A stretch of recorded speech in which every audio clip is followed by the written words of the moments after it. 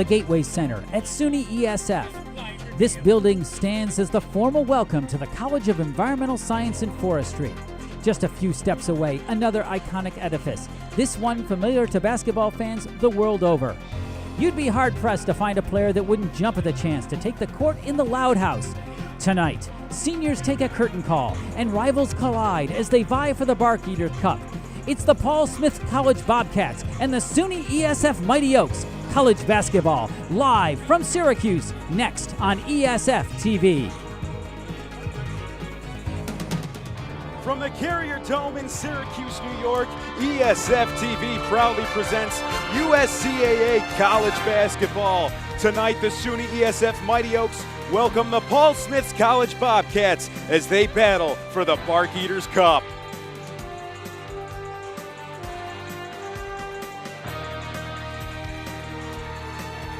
Hello, I'm Tommy Valentine along with Julian Barron, welcoming you courtside here in the Carrier Dome as we set the stage for tonight's game. Looking at this one, there's not a lot of playoff implications this game, but what there is a lot of heart. Both teams would like to go out on a positive note, but we'll see what happens in this one. Julian, what are your keys to this game? Well, I think the keys are very simple for both sides. First off, for ESF, it's as simple as it gets. Play through your seniors. You know, tonight is a big opportunity for them. It's their last opportunity to show what they can do as Mighty Oaks, so you know that they're going to be as amped up as possible. Secondly, keep your eyes off the lights. We know it's a big stage, but at the end of the day, you're still playing a basketball game. Doesn't matter where you're playing it, right? So tonight, you gotta prevent the pressure from getting to you. Third, perimeter defense. We know Paul Smith loves to use their guards in every way possible, so it's going to be all the more important for ESF to make sure that their guards are playing press defense and they are playing aggressive defense. Now for Paul Smith, 3 keys of their own. The first, set effective screens and get your guards open for shots and drives. As simple as that. Second, be aggressive in the lane. Just like I said a moment ago, guards have to drive. And so it'll be ever more important for Paul Smith to get their guards aggressive down the lane. Third, all eyes on Logan Emile. We know that Logan Emile for ESF is not only a great scoring guard, but also tremendous when it comes to rebounding. 16 rebounds in the last matchup between King's College that ESF won 99-48. So if Paul Smith can limit the production from Logan Emile, it could be a very successful night for the Bobcats. And this is not the first time that these two teams are meeting this year. They played one another way back on November 4th in the USCAA Challenge, hosted by Paul Smith, but it was ESF coming away with the 77-67 victory. Cole Hartman was an integral part of that victory, and I know he's right at the top of your leaderboard for impact players in this one. Yeah, absolutely. Cole Hartman is going to be so important for the Mighty Oaks tonight. That 6'6" forward center combo. Also, you got to take into account that the guy's a senior. It's about as crucial as it gets right now for him to have a good night. And in his final appearance as a Mighty Oak, perhaps that's exactly what we'll see. And you see the starting lineups for this one. The Bobcats featuring a pair of underclassmen guards. Their 2 leading scorers, Raheem Robinson and Sterling Scott, the transfer from Casanova College. Meanwhile, on the ESF side, head coach John D'Antonio going with all 5 of his seniors. And you see right near the bottom, our impact player in this one, Cole Hartman, and he is leading the scoring out of that bunch of seniors. Ladies and gentlemen, once again, ESF comes into this one winning their last game against the King's College by a score of 99-48. Meanwhile, the Bobcats have dropped 2 straight. Their most recent loss to Vermont Tech in the YSCC quarterfinals.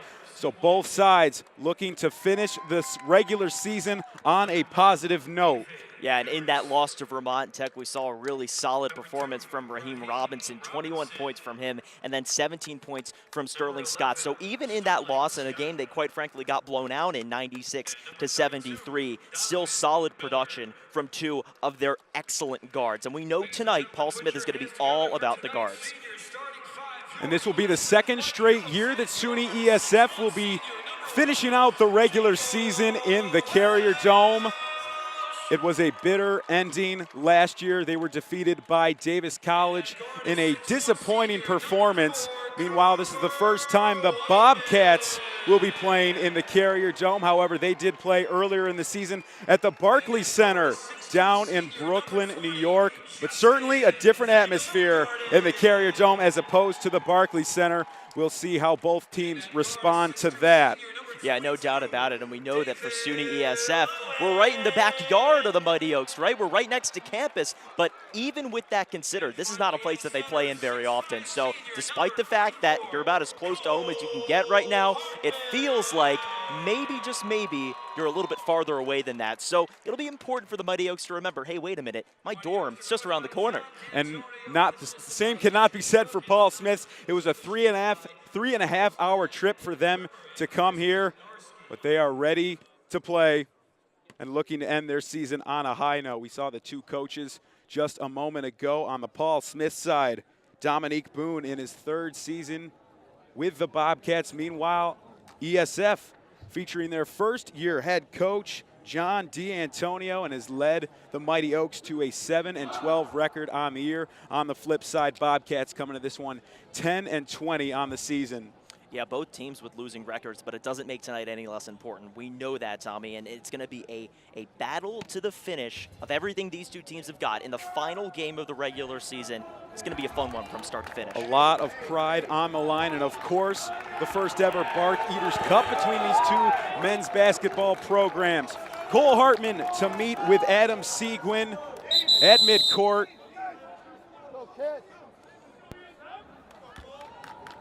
And we are off and running from the Carrier Dome.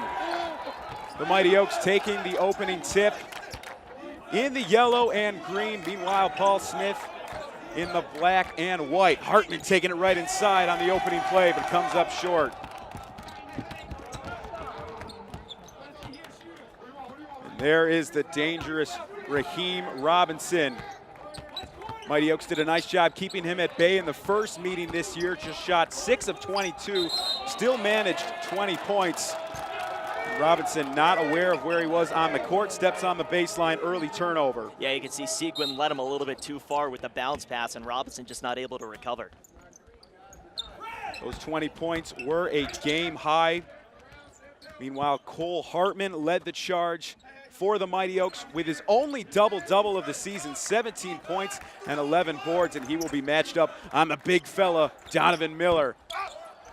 Lowen's early three attempt misses, and it's David Harris picking up the rebound. And there is big number 32 on the offensive glass, and the tie-up. Possession arrow is going to stay with the Bobcats. Yeah, you can see in the previous possession for ESF, a little bit of an unadvised shot for David Lowen. He was covered pretty well, but decided to take the three anyway. Didn't come up fortunate on that one. Although Henry Flaumer, we'll see him come off the bench, is the team's best three-point threat. Percentage-wise, Lowen is number one at 38% on the year, 19 of 50 coming into this one. Yeah, so we see with that foul, another opportunity for Paul Smith to go ahead and inbound this one. Raheem Robinson, a transfer from Finger Lakes Community College, originally committed to Delaware State, and now averaging 18 points per game in his junior year for the Bobcats. And there's Donovan Miller getting inside for the first points of this one. Yeah, beautiful job getting into the paint and making a finish. Jacob Wells tried to save it, but it's going to go over to Paul Smith's. Donovan Miller, not really known for his scoring, averaging just a tick under 4 points per game this year. So if he pours in 4 to 6 points, that will be a major bonus. Yeah, it looks like we're going to stay with SUNY-ESF on this one.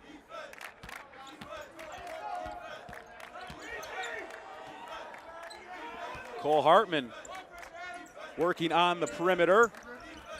Lowen swinging it back inside for him, but there's Miller making his presence known early in this game. And a quick opportunity here for Paul Smith to make something happen on offense. They got the defense flustered. Paul Harris, the jumper in transition. Miller tried to keep it alive, but good interior defense from Hartman.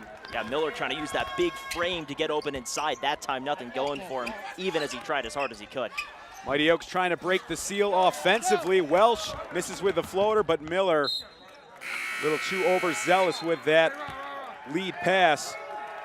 Sails out of bounds. Yeah, and that's just sloppy basketball. A great job by Donovan Miller to pull down that rebound, but then he just airmails it to the other side of the court. And I'll tell you what, that just ruins a great rebound from Donovan Miller. Now we see the first substitution of the game for the Mighty Oaks. It is the sophomore Henry Flaumer out of Elba Central, where he holds the single game record for the most threes. Dropped 11 back in his high school days. He struggled here inside the Carrier Dome last year, just shot 2 of 12 against Davis College, 1 of 6 from deep. Raheem Robinson no good on the take. David Harris on the follow, and a foul will keep it here. Yeah, almost a great rebound by Justin Vandelugarden, but it just slips out of his hands at the last moment, and instead we're going to have a rebound, or rather an inbound opportunity. And Julian, you're seeing D'Antonio on the ESF side already pulling a Jimmy Boeheim. The coat has come off a minute 80 into this game. It's a little bit hot here in the Carrier Dome. Sometimes that's what you got to do. Donovan Miller attacking Hartman, comes up short on the shot. And now a big chance for ESF to get their first points of the game finally with about 17 minutes left in the first half. Henry Flaumer thought about it. Hartman's going to pull the trigger. Too strong. Rebound leaks out to Seguin. Yeah, if I'm Coach John D'Antonio right now, I'm telling my guys, you got to calm down with your shots. You're throwing them way too far, and they're hitting the back of the rim. Hartman can make those, but that is not his bread and butter. 3 misses from Seguin. Mighty Oaks trying to get something in transition. Flaumer gets fouled, and he'll head to the charity stripe for 2. Yeah, Flaumer doing a great job of getting in there and drawing the contact. Sometimes it's exactly what you got to do. It's just as valuable to drive down the lane and get touched by somebody in the opposing team as it is to slam in with a slam dunk. Flaumer, a 66% free throw shooter on the season. He's good on the first, so now the Mighty Oaks are on the board. And in checks their leading scorer, Zack Dormer. A big sigh of relief on that first point of the night. We'll see if that jump starts this ESF offense.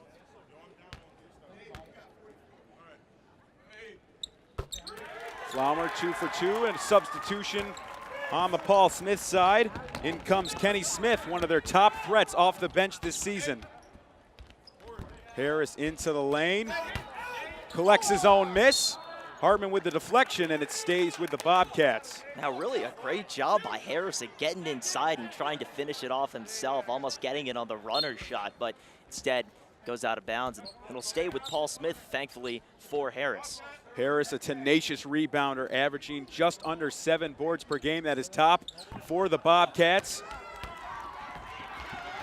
And here comes Zachary Dormer, one of the most athletic players on this floor. Yeah, we got a kick ball violation, I think.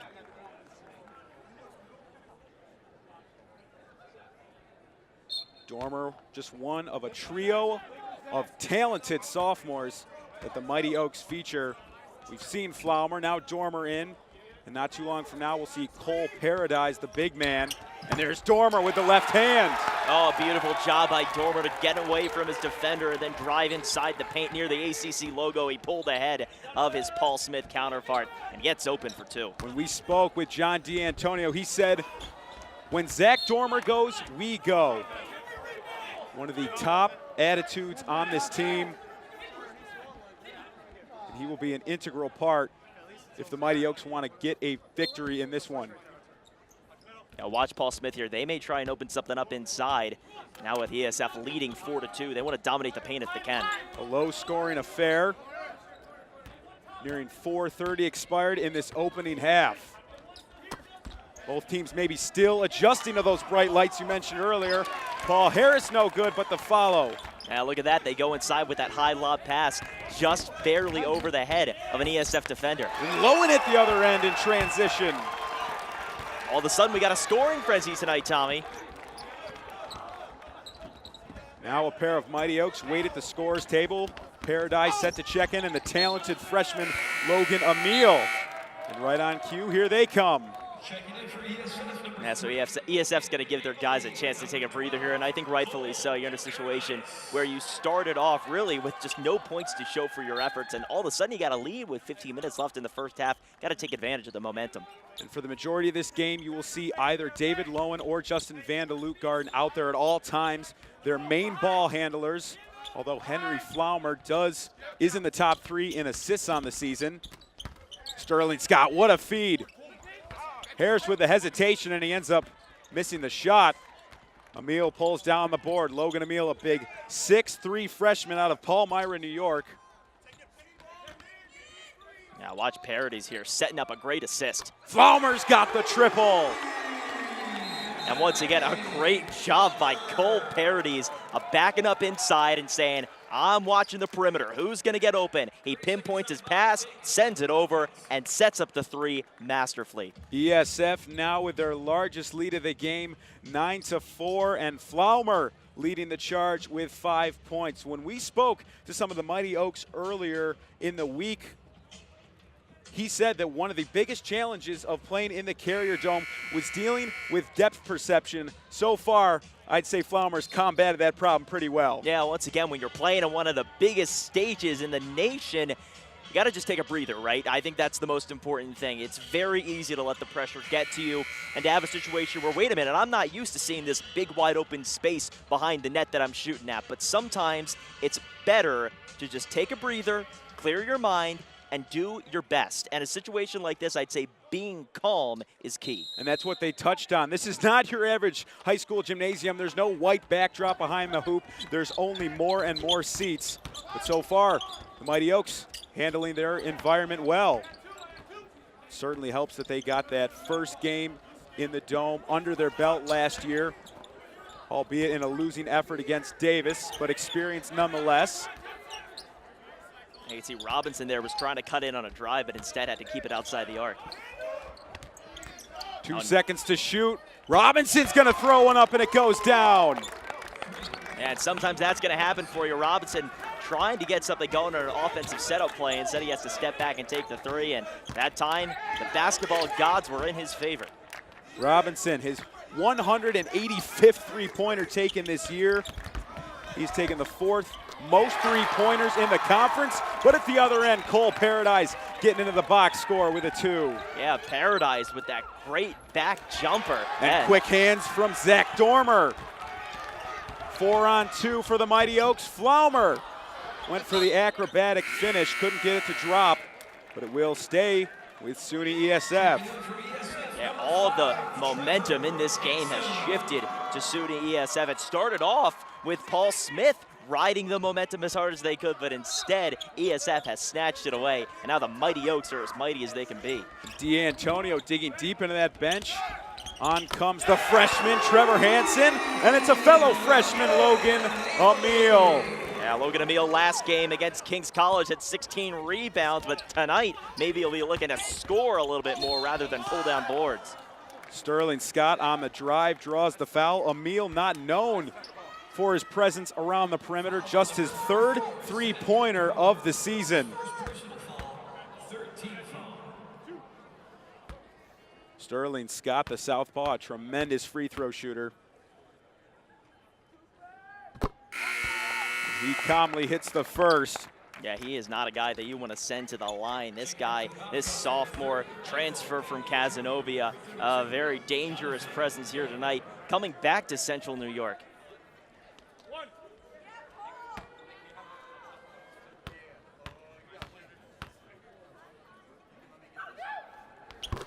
Got 2 of 2 at the line, and he cuts the deficit to 5. Now look at this full court press that they almost put on there, Paul Smith did. Sterling Scott quick as a hiccup, but couldn't stay with Logan Emil. Flaumer takes it and hits it. And Tommy, why am I not surprised to see Paul Smith playing the zone defense in the Carrier Dome in the place where it was made so famous that time. Just enough room to take the 3 against that zone that was cut in to the paint. And the newly entered Nick Frazier had a look inside. And after he picks off his own miss, commits the foul. Mighty Oaks retain possession. I believe this is the final Mighty Oak that has made his way onto the floor tonight. James Squire, the junior, checking in. Watch out for him. He has made at least one three-pointer in each of his last 7 games. He is not afraid to let it fly. The passing game is just turned up to 10 right now for the Mighty Oaks. Vandeloop Garden finds him. Comes up short. There's the high-flying Dormer soaring in. Paradise keeping it alive. Oh, how did Paradise get that ball back? Dormer ferociously going after the loose ball. And it looks like Vandeloop Garden's going to be called for an offensive foul. Yeah, not what I expected there. I thought if anything it would be a travel. It didn't look like there was a ton of contact, but we may see some ticky-tacky calls tonight because maybe the depth perception is not only off for the players but also off for the refs.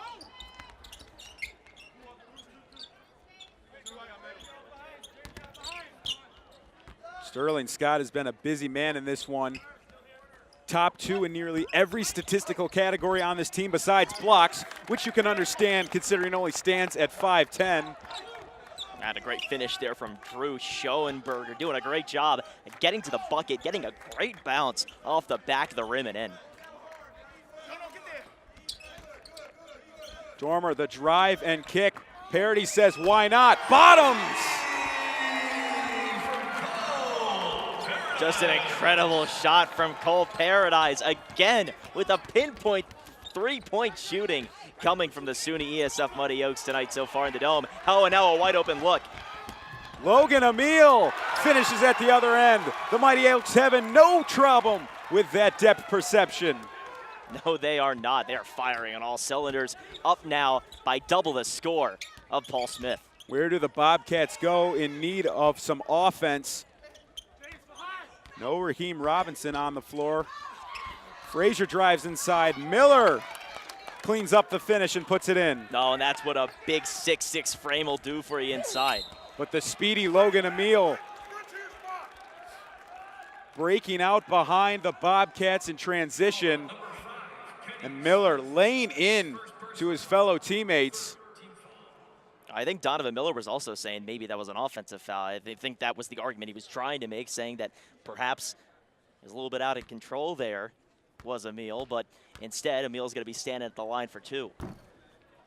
No good on the first free throw.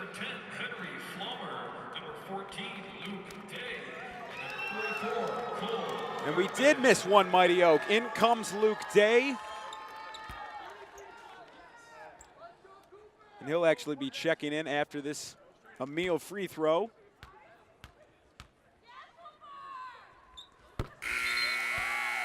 Emile goes 1 of 2, and I believe all 12 Mighty Oaks have officially made their way into the ball game. A big milestone so far for SUNY-ESF. D'Antonio not afraid to dig deep into that bench. Oh, look at ESF putting on that full court press. And the triple goes down for the Bobcats. Trying to cut into this deficit. Day on the drive. Swings it for Flaumer. Looking for another 3, but comes up empty. Yeah, sometimes you go to that 3 well a little bit too much. The well's going to come up dry. Kenny Smith went for the left-handed finish. Good contest from Squire. Day in transition, off the glass. Oh, that's a bank shot if I've ever seen one. Beautiful touch off the backboard. Good sign for Luke Day, who's only averaging 1.8 points per game, so he's right on par with his senior season average, that is.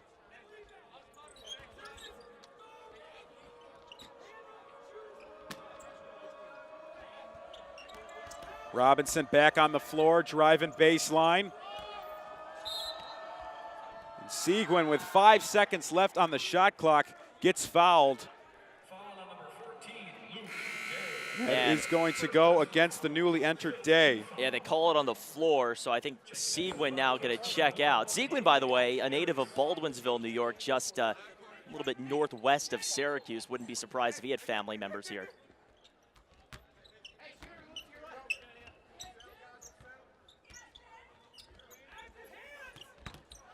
Going inside now to Harris. Knocked away by Paradise. 8 seconds left on the shot clock. Yeah, now Robbins is trying to make something happen quick. Comes up short on the shot. Miller had it for a second, knocked away by guess who? Cole Paradise. Getting his fingerprints on this game early. Flowers had the hot hand. Every time he gets it on that perimeter, he's thinking about shooting. Day's going to try it from the wing. Now it looks like ESF tonight really living and dying by the three. In recent minutes, they've been dying by it. Three taken at the top of the key. Lid still on the cup for the Bobcats from long range. Kenny Smith can't hit. Only 1 3 has gone down for Paul Smiths in this one. Squire now misses, but the weak side rebound goes to Day. The three barrage continuing for ESF. Coming up empty on that possession, and now a loose ball foul. Yeah, well, now we're in a situation where the coaching staff has to say to the Mighty Oaks, you guys got to stop hauling up threes, right? Step back, run the offense. Don't constantly put up three-point shots. They're only going to go your way so much, and I know so far tonight, seems like the Mighty Oaks can't miss, but I think it's catching up with them over the previous few seconds. And when you have so much height and so much athleticism, you wonder why you don't utilize that down in the paint. Cole Hartman had 17 the first meeting, and yet he's barely gotten his hands on the ball in this game. Three taken and dropped in by Jake Mycutt. Oh, Mycutt with veins cold as ice. Another one of those talented bench players for the Bobcats. A lot of offensive rebounds in this game for the Mighty Oaks. Cole Hartman couldn't save that one. It's Seguin getting it to the big fella Miller, and here come the Bobcats. Yeah, watch Seguin. He's playing with a head of steam, probably because he's come home for this game from the Adirondack region. And he is one of just 4 members on this Paul Smith's roster that played last year. 13 new faces on a 17-person roster. And now a chance for David Harris at the line.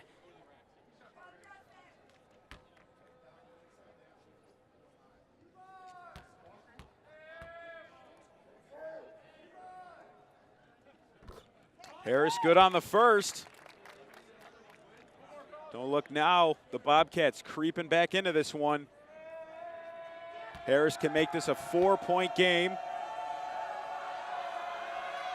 And he does just that.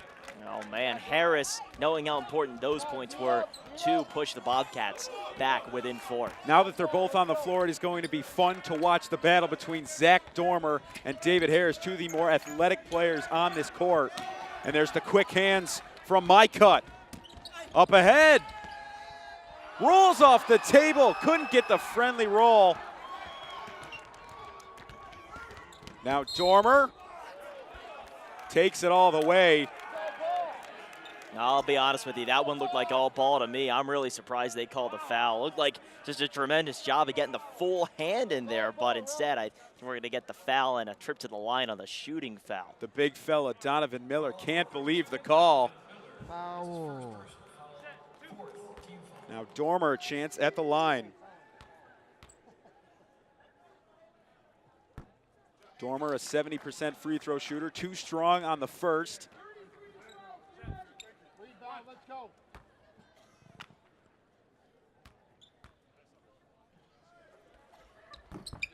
And rattles home the second. So 1 of 2 for Dormer. Extends the lead back out to 5 for the Mighty Oaks. ESF going with a little full court press. Bobcats able to break it. Long swing pass for Robinson. So quick off that pump fake, but Mycutt, right place, right time. Picks up the board. Bobcats will reset, but they have 6 seconds on the shot clock. Robinson from the wing. Got it. Oh, and a beauty from Robinson. You cannot make a better three-pointer than that one. I don't think it touched the rim. Great patience from the Bobcats with that shot clock winding down. Vanda Luke Garden can't get the follow to go, and now Mycutt out in front. Emil went for the contest, but he's going to be called for the foul. Yeah, and right now, if I'm the coaching staff for ESF, I'm telling my guys, you got to calm down and go a little bit slower on offense. It seems like every single time ESF has the ball, it's either a quick three or it's a drive immediately to the bucket. It's not as well thought out as it could have been. Now those threes have been come sparingly for the Mighty Oaks. And on those drives, big Donovan Miller has been waiting. D'Antonio's going to try to get a bit more offense out on the floor. Vandeluke Garden takes a seat and then checks Henry Flaumer, who had the hot hand early on.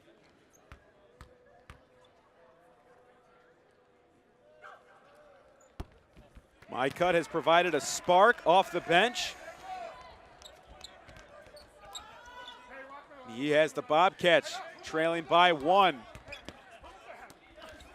All over Zack Dormer, not letting 3-4 breathe inside the paint. Yeah, watch Seguin here. He's going to try and set up something nice from that top of the perimeter.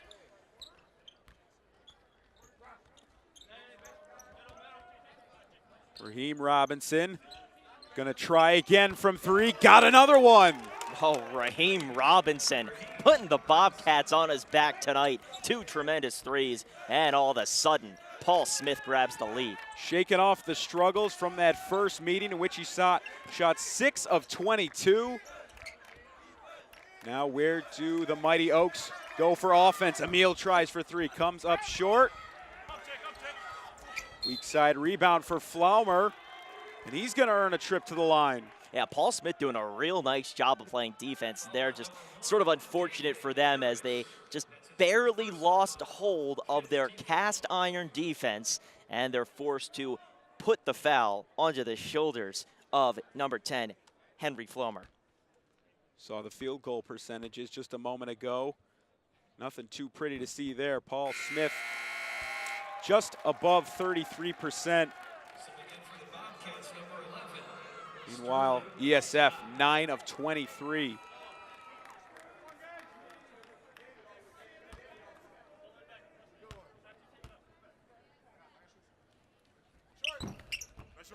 Flaumer goes 1 of 2.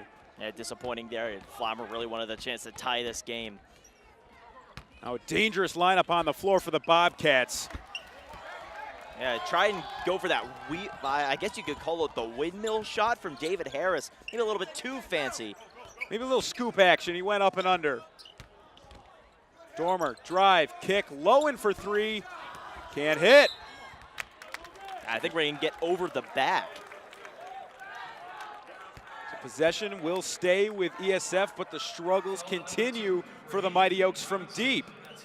Yeah, once again, the Mighty Oaks has taken way too many three-point shots. If you're ESF right now, you have got to find a way to run offense. Set a pick, do something. Right now, it just looks completely discombobulated. And this is not a team that has thrived from deep this year, just 30% as a whole on the season.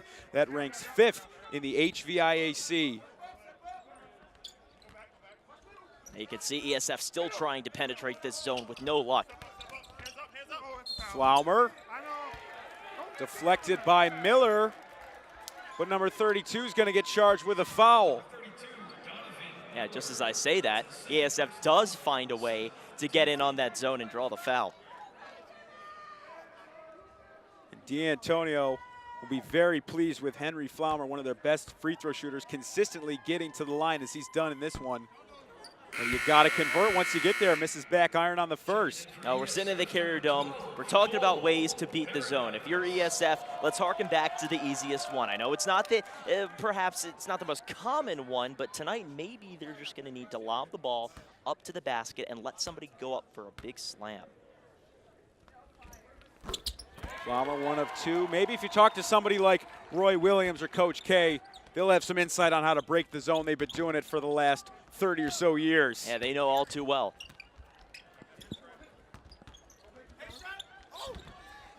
Take inside, misses by Scott. Nice job of drawing the ball loose from Miller. Flaumer too strong, but he collects his own miss. A frenetic possession for the Mighty Oaks. Seguin tracks the long rebound. Yeah, again, I would have liked to have seen Cole Hartman stay true on that drive inside instead of kicking it out because the threes are just not falling right now. Hartman, after having a double-double the first time around against the Bobcats, very quiet in this opening half. Yeah, great ball movement here from Paul Smith. Oh, they try and finish it with Miller, but they can't. Scott on the drive, maybe a little too unselfish, giving it to Miller. Now he'll take it again at Hartman, and this time draws the foul. Yeah, I think Cole Hartman's going to be the one charged with the foul there. And I'll be honest with you, just a little bit of contact, not as much as you'd normally expect to see in a foul coming in on a drive inside. But regardless of what I think and what anybody else thinks, it's going to be Sterling Scott at the line. You have to think, if you're D'Antonio, a wasted possession right there. He had the Bobcats scrambling with 2 seconds left on the shot clock. It's the fan favorite, Cooper Weinman, checks into the game. One of the 5 seniors being honored tonight. Senior night inside the Carrier Dome, as well as the first annual Barkeater Cup between these 2 men's basketball teams. Bobcats with a 2-point lead. Flaumer trying to cut into that. Misses again from 3. Yeah, again, lots of threes, but no dice. Scott, 1 dribble pull up. Paradise battling with Miller for the rebound, and they're going to say it went off Paradise. Stays with the Bobcats. Yeah, now under 3:30 to go in the first half. If you're ESF right now, you're down by 2. What do you need? Well, you need 2 points. So maybe that's just fate of basketball telling you go for 2 instead of 3. Seguin off the jump ball. Goes to Harris. Hooping the foul. Yeah, Harris just doing a great job of getting in there, putting it in for 2, and then finishing off the foul for the 3-point play. Let's see if he can knock it down. Harris has been a busy man inside. And Hartman's going to take a seat. A frustrating night so far for the senior Cole Hartman. Yeah, I said before the game that if Cole Hartman didn't get going inside, it would be tough for ESF to maintain their offense. And right now, a big part of why ESF is only down by 2 is that big 3-point play that they had in the beginning of the first half. They seem to knock down everything from beyond the perimeter. So as that has waned away and Cole Hartman hasn't stepped up necessarily as much as you would have expected, we're in a situation where ESF is in a pure offensive drought. And meanwhile, the top scorers for the Bobcats have asserted their dominance. Raheem Robinson, 2 big threes in the late stages of this first half, and David Harris, a busy man inside the paint.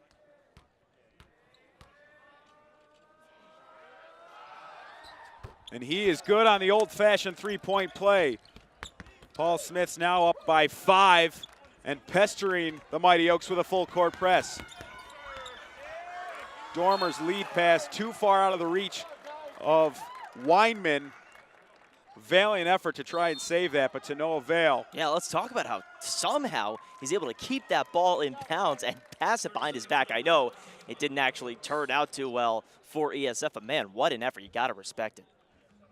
And D'Antonio's going to call a timeout to try and put a stop to this Bobcats run.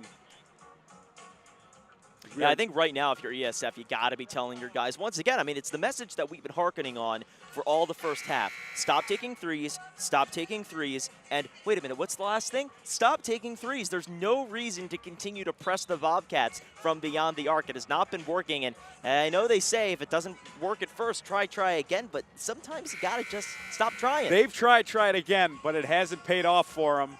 And it just feels like these offenses right now are in polar opposite scenarios. Bobcats having no problem getting inside the paint. Meanwhile, ESF just settling for those threes. Yeah, too much settling. And D'Antonio said a few days ago that he was just trying to recreate the success that his team had the first time around. And one of those successes was keeping the Bobcats out of the paint. They have not done this tonight. And that's a credit to Dominique Boone, switching up the offensive plan of attack. Yeah, a little long there for Frazier. He had an open look relatively, but just nothing going.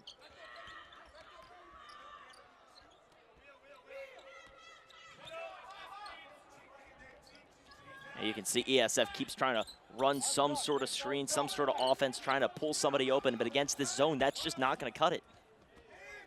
The Bobcats so quick on the perimeter of this zone. Flaumer, an errant shot attempt. Hits the top of the backboard. It's going to be a turnover. Yeah, there's an example of that Paul Smith zone just working to absolute perfection. No chance on the perimeter for ESF to even take an open three, and then when they try to drive inside, nothing but black jerseys. And you can tell that this ESF team is flustered. They continually are subbing out three-point shooter after three-point shooter, just trying to find the right group of 5 players on the floor. Yeah, there's great defense from ESF coming up to stop that three-point shot, getting in his face. Dormer to Paradise in the corner. Living and dying by the three. Paradise keeping the Mighty Oaks alive for the time being. Yeah, certainly living on the three there as they get a kick ball violation. But, you know, you certainly do want to see ESF at some point drive inside and score with the 2 and a layup or something like that. But I guess if the 3 is all you got and you're playing good defense, you keep it close, you can't hate the strategy. And Paradise, that is, despite being primarily an inside player, does have the second highest three-point percentage on the team. Scott from the wing with the answer. Oh, and that's a great response from Scott. A great three-point shot that swished in about as cleanly as it can. And that's why ESF is going to have to find a way to get open from inside. Paradise, it was halfway down, bounced right back out. And now the speedster Scott in transition. Threw it right off the side of the backboard. Now Dormer. Acrobatic finish. Flaumer with the follow. We roll under a minute to play in the first half. Dormer gets fouled, gets a shot up there. Miraculous, he was even able to hit the rim. Yeah, he was going for a little Euro step there, and all of a sudden falls to the hardwood. And you say to yourself, where's the foul? Then you hear the whistling. You realize, wait a minute, that was definitely a foul. Hard hit to the ground, but a chance for 2 here for Zack Dormer.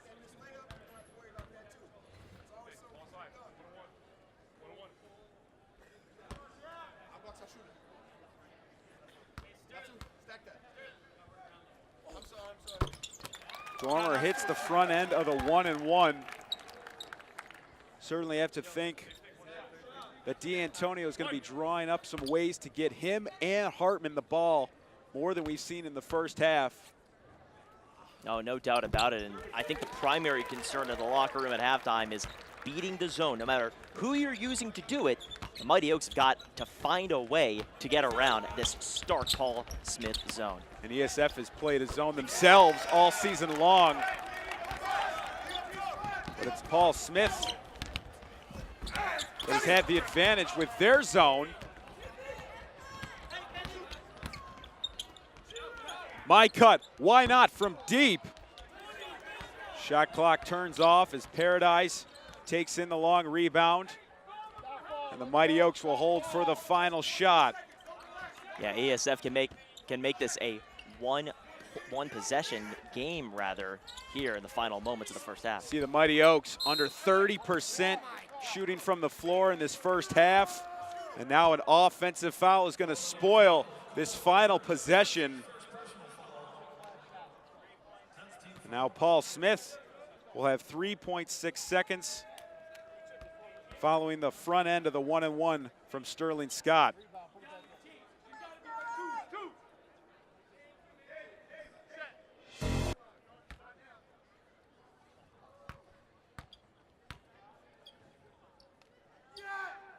It was actually a 2-shot bonus. Yeah, you could hear somebody screaming from the right side of the court, at least from our vantage point, and they've gotten into the head of Scott.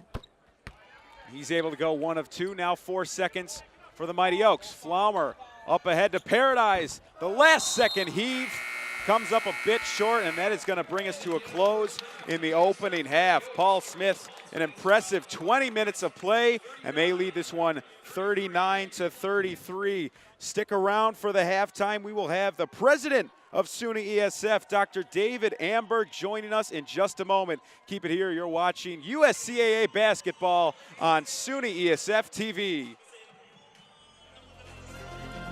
How you doing, sir? Nice to meet you.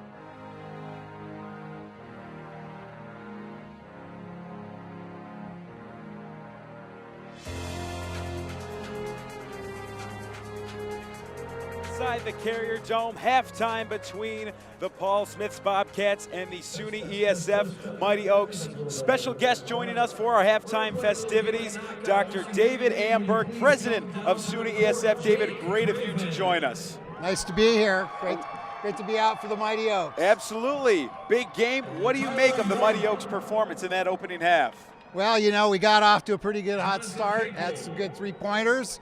They were feeding it outside in and inside out.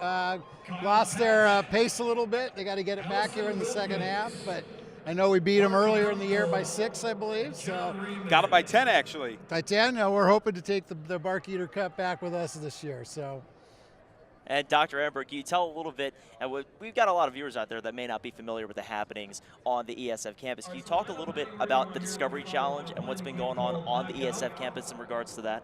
Yeah, so the Chancellor asked that I run the Esf Discovery Challenge, and we have a working group that's been asking the faculty to come up with 5 areas, cross-cutting, really visionary areas of environmental science that the SUNY system is going to invest about $3 million in over the next 3 years. And the process, though, has really gotten the scientists very excited. They've been talking to each other, scheming, coming up with great projects.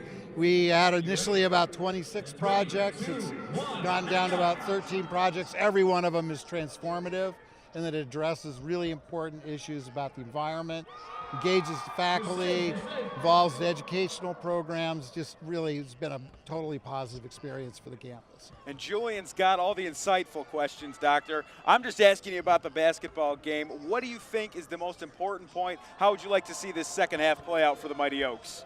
Well, they got to shut that guard out from feeding the big guy in the center, and they got to keep him off the baseline. Got to make the shots and get their game back. Dr. David Amberg, thank you for joining us here in the booth. Second half right around the corner between the Mighty Oaks and the Bobcats. Go Mighty Oaks. Thanks so much.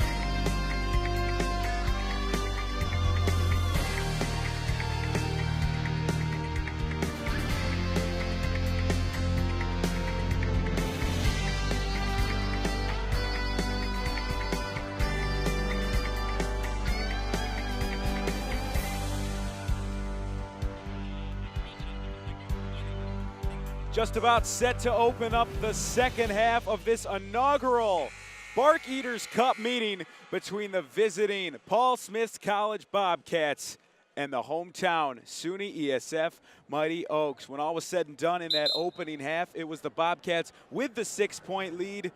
Julian, ESF opened up with the early lead, but the Bobcats stormed back. What are your keys to the second half for both sides, really? Well, I think it's very simple for ESF. You've got to find a way to penetrate the zone. I think all night tonight so far to this point, you've just been bullied by these Paul Smith defenders. You haven't been able to get anything going inside the paint, whether it be drives, passes inside. It just has not been going. You've got to find a way to get guys open in that regard. Then for Paul Smith, I think they've actually been doing a pretty good job defensively, but if you can do anything better, I'd say really try and get in the faces of these ESF Mighty Oaks. Make them scared to pass and shoot the ball. It was the Bobcats' 3 leading scorers on the season: Raheem Robinson, Sterling Scott, and David Harris leading the charge. Meanwhile, a quiet first half from that guy right there, but Zack Dormer off and running in the second half. Yeah, Dormer straight out of the gates finding a way to beat the zone. Mighty Oaks leading scorer on the season. Quick hands from Emil. I'm sure D'Antonio was drawn up all sorts of ways to get number 34 in yellow. The ball coming out in the second half. Mission accomplished on the opening possession. And a good defensive possession here for the Mighty Oaks. Last second shot thrown up by Robinson, missed everything, and it's going to be a shot clock violation. Yes, it will, and Raheem Robinson going for that shot, then hesitating, pulling it back down. He knows if he falls to the court, he's going to get charged with a travel, so he says, let me just heave it up and take my chances. And the chances certainly were not in his favor there. Henry Flaumer in double figures after that first half, manning the point. Emil can't hit the 3, but there's Van de Lutgarden on the offensive glass. Dormer from the wing misses short. Extra possessions for the Mighty Oaks, courtesy of Van de Lutgarden. Now, once again, ESF, no reason to give up your inside position. Take advantage of it rather than continuously passing it out. We haven't called Van de Lutgarden's name much tonight, as Emil couldn't come up with that entry pass. The second leading rebounder on this Mighty Oaks team, and he is the only one of the 5 seniors on this squad that has played all 4 years for this program. Yeah, I think if you're Paul Smith now, you know the ESF defense is going to get in your face. You've got to find a way to create open lanes for your guards. Right here could be a big chance. Scott tried to throw it inside to Miller. Bounced right off of Hartman's leg. Now Dormer right through the double team, but can't finish. Sequin pulls down the board. Bobcats out and running. Robinson's going to pull it out.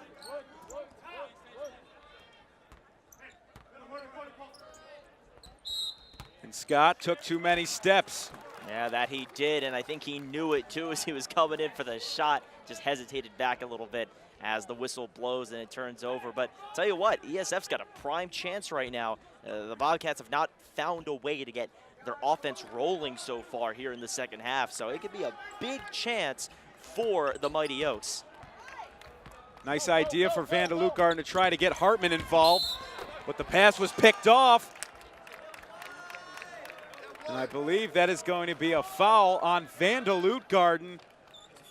Count the bucket, and Raheem Robinson to the free throw line. Yeah, I think that's a either way call there, a bang-bang play. It looked like maybe there was a little bit of a lowered shoulder from Raheem Robinson, but regardless, it's going to be Van de Lutgarden charged with the foul. And right now, ESF sort of reeling in the sense that whenever they get the ball, there seems to always be some reason that the ball goes right back to Paul Smith without any ESF points on the board. So once again, it's just as important now as ever to come away with some offensive plays. Robinson comes up empty at the free throw line, so the deficit stays at 6. And a careless turnover for Henry Flaumer. Stepped on the sideline. Stepped on the sideline, okay. For a moment, I thought maybe they called it travel.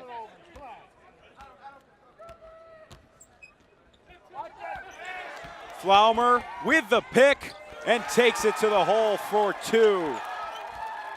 So ESF working this deficit back down to 4. We'd like to take a moment to say hello to former ESF head coach Scott Blair, who started this program back in 2009. He is watching from his home, the Mighty Oaks in action. I'm sure proud of his former team's performance inside the Carrier Dome. Yeah, how about that? A change of defense for John D'Antonio's squad. He calls the heavy pressure, getting in the face of these Paul Smith Bobcats, and it pays dividends as the ball rolls out of bounds, last touched by Paul Smith. Van de Lutgarden back to the bench, and here comes David Lowen. Lowen has been a big asset this season coming off the bench for the Mighty Oaks. Primarily a starter in the first half of the season, but was demoted to the bench right after all the students came back from winter break, as Dormer getting right inside but couldn't get the finish to go. Long rebound kicked out to Flaumer. Lowen from the wing.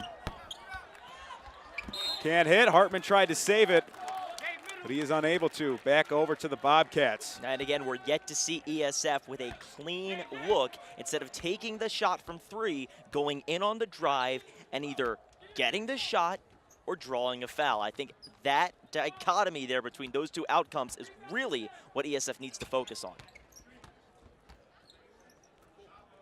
Robinson had a look from the corner and decides to drive it. And another hoop in the foul. Oh, just a beautiful drive there by Robinson, and a great job at getting to the line in addition to getting the two. Man, you cannot draw up a shot better than that. And there's an example of what I think ESF needs to do, right? Robinson had a chance to perhaps take that shot outside. Instead, he drives inside with the open space. Not only gets the shot, but also gets the foul. Doesn't convert there on the free throw, though. And that was one thing we mentioned in the first half, that D'Antonio was so pleased with the first time around. Their ability to keep Robinson out of the paint. That has not been the case tonight. Dormer fighting for the offensive board. Body's hitting the floor, and here's Seguin on the push. No numbers, so he'll pull it up. Yeah, Seguin slowed down on transition, and that was smart, but now a fight for the basketball. Dormer laying all over the place, and he may be charged with a loose ball foul. I think you're spot on there, Tommy. That's exactly what they're going to call. And although you love to see the passionate play from Zack Dormer, a little too aggressive as he draws the foul. And now Seguin, the Baldwinsville native, will inbound this ball. Once again, probably has a lot of family and friends here tonight, making the short drive down I-690. Has to be a dream come true playing in this venue, growing up right outside of the Carrier Dome. Finally gets a chance to play in the bright lights that he grew up idolizing. Robinson misses the three. Dormer trying to save it, but he'll lose it right over to the Bobcats. Yeah, I don't know how there's not a kick ball violation on Raheem Robinson there. It looked like it clearly hit his foot. Scott working on Lowen. Right inside, can't hit with the left hand, but Miller with the follow. Great job by Miller of following up with that beautiful tip in. And that is exactly what you want to do if you're a big man standing and waiting for a shot. 6 points for the senior out of Glens Falls. Dormer going up, taking the hard contact. And Tommy, I really love everything about that from Dormer. Instead of taking the three, he drives inside on a heavy drive, mind you, goes up to the bucket, doesn't convert on the two, but instead draws the foul. And I'll tell you what, most of the time, you're either going to get the shot or you're going to get the foul. So instead of taking those long threes for a team that really isn't necessarily that good at shooting the threes, perhaps we should be focusing more for the Mighty Oaks on driving and scoring. It will be 2 at the line for Dormer. Rattles home the first, and when we spoke to D'Antonio about Dormer, we mentioned in the first half, he said, when Dormer goes, this team goes. Maybe that drive on the last possession will inspire his team to try and get to the rack. Dormer cashes in on his trip to the line with a pair of free throws. Timeout taken by D'Antonio, the first full timeout. So they will still have 4 remaining at their disposal. just over 5 minutes into the second half, Julian, have you noticed that the Mighty Oaks have corrected some of those problems that plagued them in the opening frame? Well, not really until just a moment ago when we saw a great drive by Zack Dormer inside to draw the foul. And that was really crucial, I think, for letting the ESF bench know, hey, wait a minute, this is what we've got to do if we want to win this game. We've got to drive inside. We've got to score that way and draw those fouls, because if we don't, there's just no way of beating this very, very stout Paul Smith press coverage. And on the Bobcats side, oh, and here we go. Look at this. A big thank you to Pete Sala and the Carrier Dome staff for their support. A message from SUNY-ESF. That is just a great showing there over on the side of the court, just in front of us. And that actually is a great segue into a big thank you that we'd like to give from ESFTV to the Carrier Dome staff, to John DeFrancisco, to Denny Hudson, Dave Bikert, Pete Sala, and Tom Benzel. Thank you so much for what you've done for ESFTV tonight and also for ESF as a school. And this production would not be made possible without those folks that you just mentioned.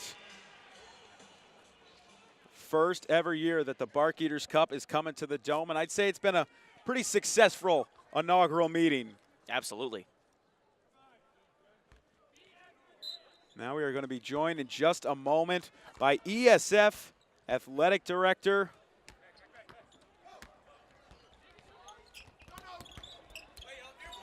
Mr. David Shaw. There's Donovan Miller, up to 8 points now.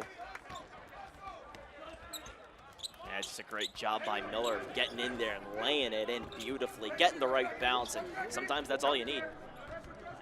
David, thanks for coming on. The Mighty Oaks are down 8 in this one. Little bit of cause for concern, you think, here in the second half?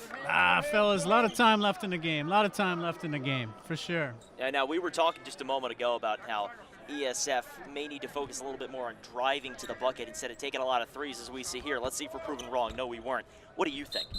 I think we're very effective at that. I think we should try to do it, But I think the guys got plenty of time to get it done. I definitely, it's a special evening tonight. We got a lot of people to thank, and I really thank you guys. You guys have done a great job with the broadcast. Chris Bancura, Ross Jacobs, and their whole team at IT is doing a great job with this. Our athletic department has come a long way in the 12 years since I've been here. The former president, Neil Murphy, Vice President Bob French started this program, did a great job. A special shout out to the former coach also, Scott Blair, really started the team. They've come a long way, and it's just an exciting game to be a part of. And speaking of the head coach, obviously a new man at the helm this year. John D'Antonio led this team to a 7-12 record this year. There's been some up and downs, but what are your first impressions of Mr. D'Antonio? Absolutely, fantastic job. Fantastic job. He's created just a great energy. Really got the most out of the team that he had. Just looking forward to the future. Definitely. Sterling Scott misfires from 3. Bobcats still clinging to an 8-point lead. And what are some things you're looking at in the future for the athletic department and the athletic programs here at ESF? I think we look to grow. We've really had a tremendous fall season. We won our conference for soccer. We won our conference championship for cross country. Timber sports had a great fall too. Our bass fishing team is going to be sending three teams to the national championship. Individual USCAA national champion with Sean Barron, and with our golf team. We have on campus now, we have about 86 different athletic events and over 180 student athletes on campus. So it's grown tremendously, and I think it's just been a good fit for the college. Yeah, that's so exciting. What about this spring specifically? What does ESF got in store on the athletic fields? I think this spring we got a few things. We just finished a new soccer field in the fall, which we're going to be doing some work on in the spring. Our track team has just competed at Yale last week and did a great job. But we were pretty fall focused at the time. When we think to add new sports, we talk about maybe lacrosse in the future, a women's lacrosse program. We talk about maybe women's tennis. So, yeah, there's a lot of talk about a bunch of new things. That's so exciting. Yeah. A lot of really great things to look forward to if you're a Mighty Oak. Yeah, so what do you guys think? What do we need to do to win this game? You guys have been talking about it for a while. I want to hear what you guys been all think. over it tonight. Julian's had the insight this evening, so I'll let him take it away. Well, it surely seems like ESF is going to have to find a way to drive down the lane. And, hey, have you heard me say that before, Tommy? I've heard you mention it a couple times tonight. It's come up in conversation. Well, you can see right now ESF's trying to make that happen, but, you know, it's not going to come from heaving up shots halfway to the rim. You're going to have to finish it, and I know it's easier said than done, right? It's a really stark zone set by Paul Smith, but at the end of the day, your job as a basketball player is not only to score, but also to draw fouls. It's dichotomy, and we all know that. So I think Coach John D'Antonio will probably need to remind his guys of that at some point during the second half if they're going to come back and win. Zach Dormer certainly putting in his effort to bring the Mighty Oaks back into this game. Well, again, I want to thank you guys, man. You guys have been doing great. Greatly appreciate it. We appreciate it. Thank you for having us here. Absolutely. Dormer good on the first free throw. Makes it a 9-point game. Mighty Oaks have stayed within striking distance, but just have not gotten into that one possession range. Dormer 1 out of 2. We roll down to 12 minutes left to play in this final half. I think if you're Paul Smith here, you're just finding a way, obviously trying to escape that trap there, but I think we're going to get a foul instead. Still a lot of basketball to be played. One of the things that Coach D'Antonio emphasized in our meeting with him, this is a resilient bunch. They have one of the best team chemistries that he has ever seen, and they have come back from a lot of deficits. Big play off the inbound. And you know Coach Dominique Boone had that drawn up from the tip-off. Man, oh man, what a great alley-oop and a finish. Nick Frazier, sky and high to throw it down. And that's exactly how you want to beat the zone. Just can't finish there. And a rebound by Sterling Scott. But that is precisely what ESF needs to do. They got to pass with precision into the paint. And now a quick transition chance.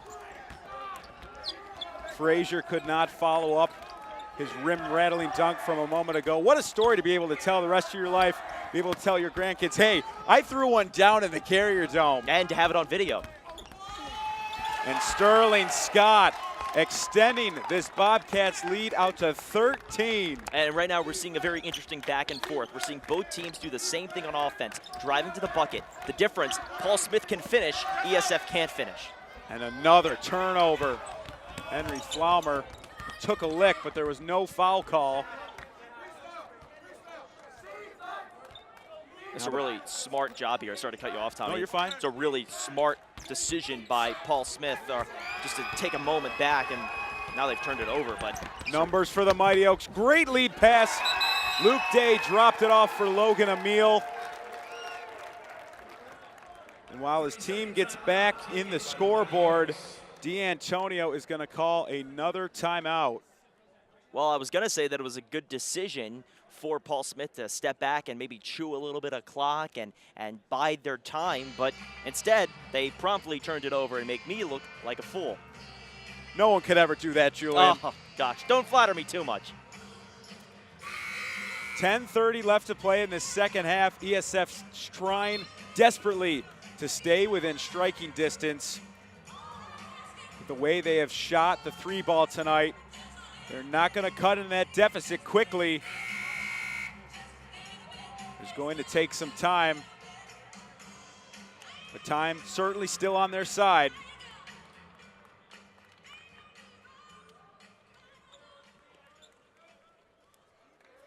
Yeah, Paul Smith with a big chance here to try and go ahead and extend their lead from 11 further into the double-digit range, but it's very simple. This ESF defense has to get in the face of these Paul Smith Bobcats at the perimeter. Scott on the drive, good hands from Emile, but Raheem Robinson coming back up with it. Ball batted around, it's going to stay with the Bobcats. Yeah, just barely tipped off the fingertip, I want to say, of Cole Hartman. Much to the displeasure of Emile, he thought that was going the other way. 10 seconds to shoot for Paul Smith. Frazier, good feed inside. Harris unable to finish, but he tips it right back over to Frazier. Yeah, that's a rebound that you gotta have if you're ESF, now down by 13 points, under 10 to go in the second half. You're going to be looking for some alley-oops and threes. What an instinctive play by David Harris, able to free the ball up and allow the easy two for Nick Frazier. And there's Emil. Oh, just a great bounce pass. I wish we would have seen that a little bit earlier from ESF, because that is exactly the kind of assist action that we want to see. Finally starting to be persistent in getting in that paint, but you wonder, with 9:30 left, is it too little too late, down 11? And Scott stepped on the baseline. Yes, he did, and ESF with another chance, and they could potentially cut this deficit down to single digits here, but continue to just remind everybody that for ESF to come back in this game, they're going to have to find a way to defeat the zone. It looked like a moment ago they were going to have to step back and just try and get some threes to rebuild their momentum, but now maybe they can continue to try and work it inside. D'Antonio going with one of his biggest lineups of the night, Emil, Hartman, and Dormer. And Van de Lutgaard and Flaumer on the perimeter. And Flaumer provide a spark from deep like he did in that first half. 5 seconds to shoot. Emil throws one up, comes up way short into the waiting arms of Justin Shannon. And now Robinson, you know, is going to be very careful with the basketball, as Paul Smith taking a long one. Scott decides to walk into that jumper, but it comes up short. Van de Lutgaard up ahead to Emil. Just a great job of completing the pass and finishing it off on the layoff. That is exactly what you want to do if you're the Mighty Oaks, and perhaps if they can continue to do that, they have a chance to come back and take the lead in what I'd like to call the Super Bowl of upstate New York nature schools. And just as ESF starts to reclaim some momentum, it's Dominique Boone calling his second timeout. So the Mighty Oaks will have 3 timeouts remaining, 4 on the Bobcats side. Hey, just got a peek at the great crowd that we got here tonight. It's been loud. Folks have been rowdy, and I think everybody's excited to see how this one's going to finish out with under 9 to go. Everybody wants to be a part of the inaugural Barkeater Cup between the Paul Smith College Bobcats and the SUNY-ESF Mighty Oaks. Again, this is a matchup that has been played for the last few years in men and women's soccer, but this is the first time we're seeing the Barkeaters come to the hardwood. And when we spoke with SUNY-ESF's SID Joel Shaw, he said that he hopes this is a tradition that they can uphold for years to come, playing the Barkeaters inside the Carrier Dome. Not a bad tradition if you are a soon-to-be Mighty Oak basketball player. Harris right out at the timeout, got 2 more for the Bobcats. Miss was tipped around. Hartman came up with it. Now, foul on the floor. Cole Hartman brought it down, and I think there's going to be an inbound chance here for Logan Emil. 3rd team foul of the half for the Bobcats. 4 on the ESF side, so neither team in danger of going to the bonus anytime soon. Again, ball heads out of bounds. Keeping it here.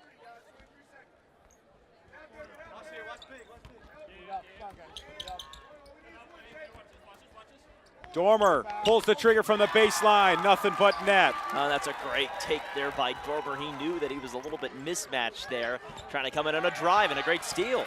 And 3-4's off and running. Can't finish inside, but he'll go back to the free throw line.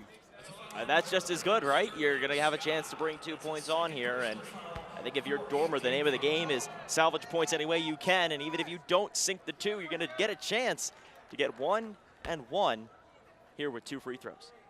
The last Dormer jumper brought it back to single digits, but he misses on the first. D'Antonio continuing to periodically rotate in fresh legs. David Lowen and Cole Paradise, the newest entered Mighty Oaks. And 1 more coming from Dormer.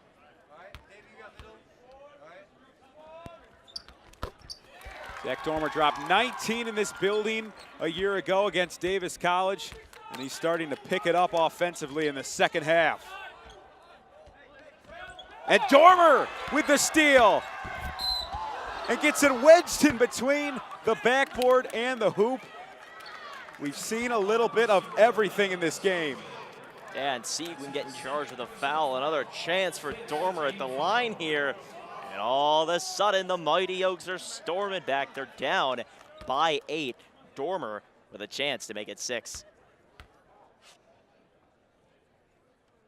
Good on the first. Did I miss you going into the locker room at halftime and talking to Zach Dormer, telling him to get in the paint? No, well, he's doing a great job of making that happen, and maybe you can hear me yelling here from the sideline because something's changed for Zach Dormer, and the mindset is clear and focused. 57-51, lead down to 6.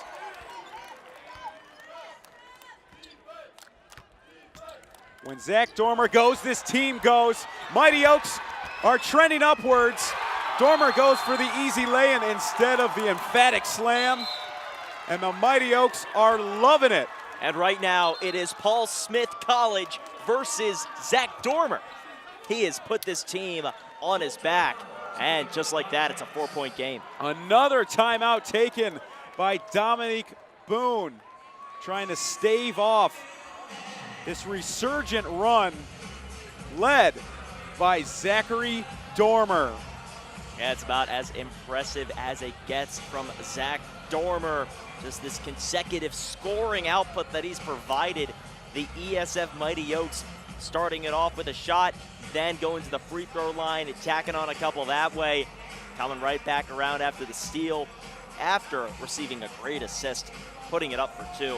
A great job by Dormer of doing exactly what the Mighty Oaks have needed all night, producing in the paint. And with an offense as balanced as this, it's pretty impressive when you're still able to manage 15 points per game on the season. And when we spoke with Dormer a few days ago, he said one of his best assets was driving to the hoop and getting to the rim. I'd say he's done a nice job of that in the second half. Yeah, he's showing that off, but if you're ESF, you don't want to say, okay, Zach Dormer's firing at all cylinders, we're going to be fine. No. We want to take that momentum, and we want to spread it all around the team. So you take Zach Dormer, you say, okay, what can we do to build on his success? Let's get Cole Hartman going. Let's get Logan Emile going. Let's complement this Zach Dormer performance and momentum that we've created with some of the other talent that we've got all around the Mighty Oaks squad. If you're Dominic Boone, do you think about starting to double Dormer and leave your, take your chances with leaving a few other Mighty Oaks open? I would say no, just because you don't want to give off the sense that you're rattled. Another near turnover. Fortunately, the pass deflected off Miller right into the waiting hands of Sterling Scott, who's having trouble inside, but he gets it to big 32 in black. Lays it up and in. Yeah, Donovan Miller, just a beautiful touch off the glass, and you can tell that he is a seasoned big man in every way possible. Nobody can lay a bank shot as high and beautifully as that. It was Cole Hartman on the EF side getting the best of Miller the last time these two teams met. But Miller flipping the script this time around. Flaumer's 3 won't go. I'm surprised to see the Mighty Oaks aren't feeding Dormer more. Nice move inside by Robinson. Paradise couldn't come up with it. Right in the waiting hands of Miller. 3 goes down. Jake Mycutt. And now back up to 9 points. The Mighty Oaks have to take a deep breath and remind themselves how they got back into this game. Production in the paint, that's the only way. At Dominique Boone. Yeah, moving screen. Dominique Boone timeout. Obviously paying dividends as his team on a little 5-0 spurt. We're going to have to check with Dormer after the game. That one couldn't have felt too good. Taking a lick from the big 6'6" Dormer. Paradise thought about the 3, passes it up. Vandeloot Garden for Dormer. Too strong in the corner. Oh, wow, they're going to say that didn't hit the rim, and you know what? I think they may be right. They're actually going to call a foul on Cole Paradise. Oh, that's so bizarre. Just his second foul of the game, but it still results in a loss of possession for the Mighty Oaks. Still works in the favor for Paul Smith, and now James Squire into the game. Dormer's going to get a brief rest, I'm sure, on the bench. Can't be too long before we see him checking back in. Under 6 minutes to play in the second half. Paul Smith in control of the Barkeater Cup, looking to spoil the Mighty Oaks senior night. Scott inside to Harris, taking it right into the body of Paradise, who says, not so fast. Ball stays underneath with Paul Smith, 14 to shoot on the shot clock.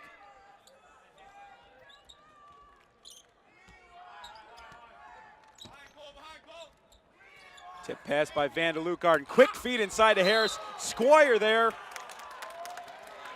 Maybe a dual block between Squire and Paradise. Now the shot clock down to 6 for the Bobcats. Yeah, Bobcats are going to need to inbound this ball. I think they're going to do it and maybe take a quick shot. Oh, no, maybe they're going to turn it over. A little trickeration.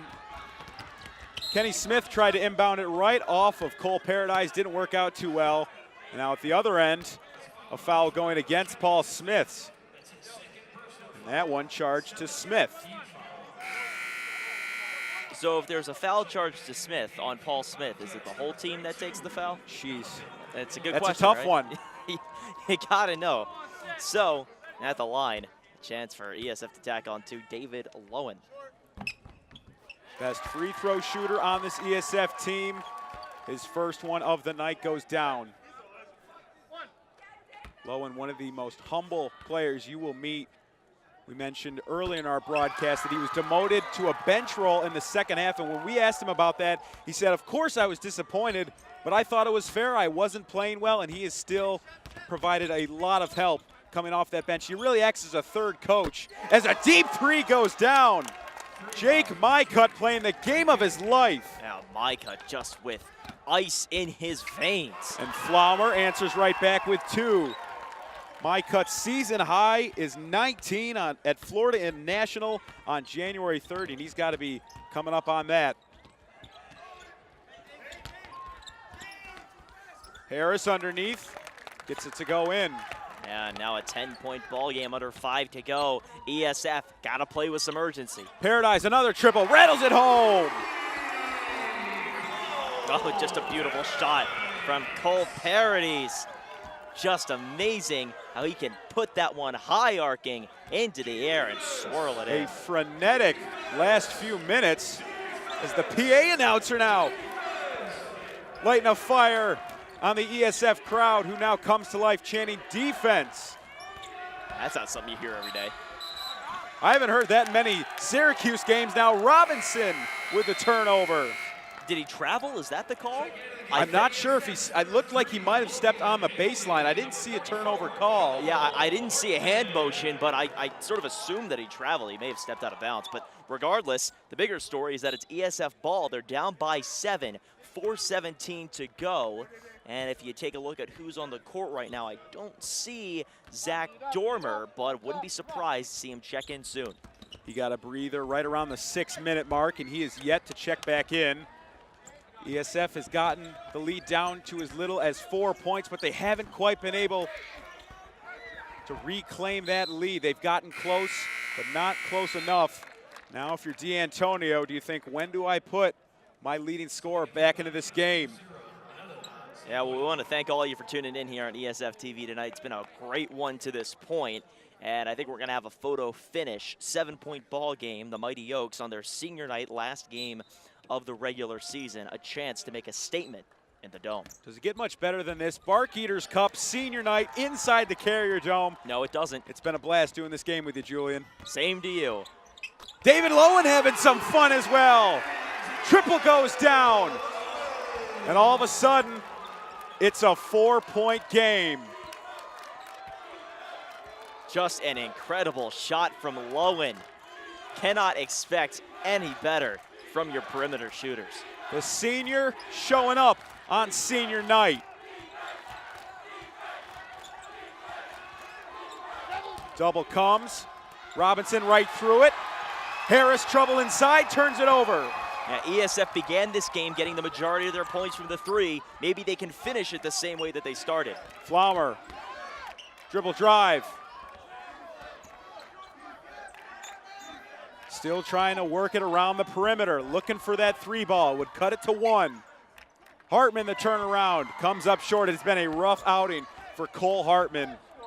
Yeah, he didn't get the look that he wanted, was just absolutely pressed by the interior defense. Robinson, the stop and start, can't finish in the paint.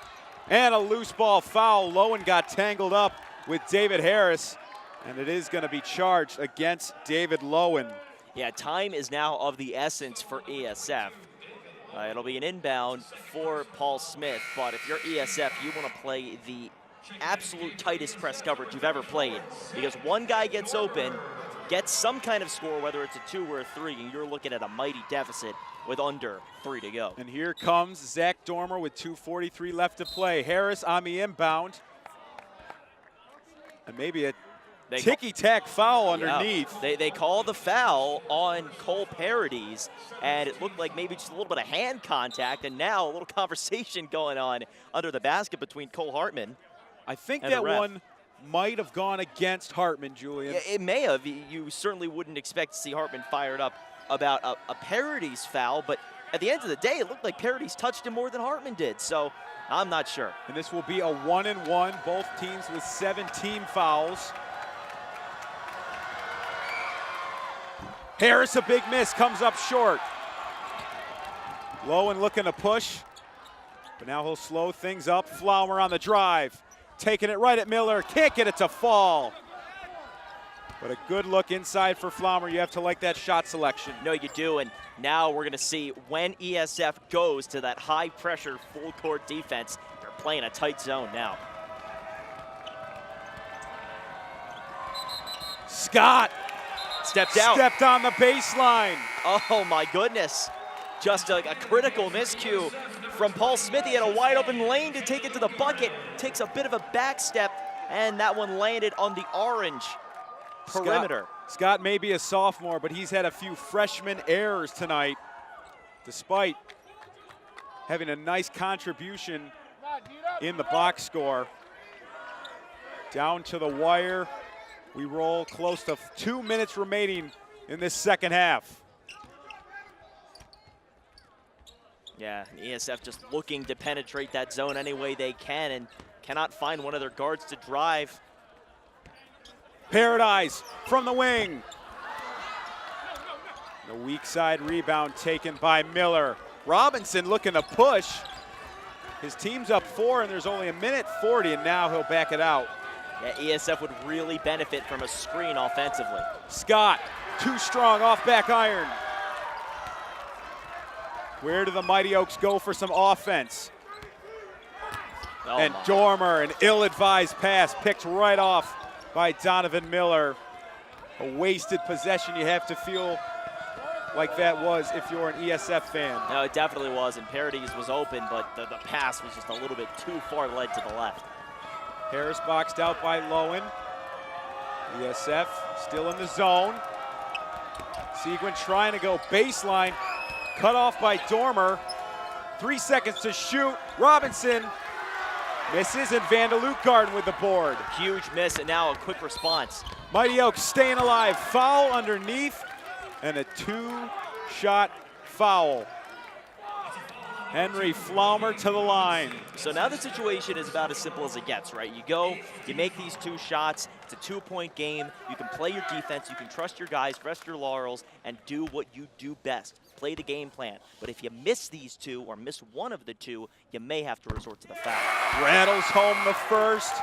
It is a 1-possession game. Hartman back in for Vanderloop Guard on the ESF side. Yeah, I think now whether you make this or miss this, you're still playing your full defense. You're not going to go ahead and intentionally foul. 2-point game. Henry Flaumer, stoic at the free throw line, buries a pair, 67-65. The Mighty Oaks have whittled this deficit down to 2. And I think, Julian, you touched on a moment ago. If you are the Mighty Oaks, you just feel you have to play out this possession.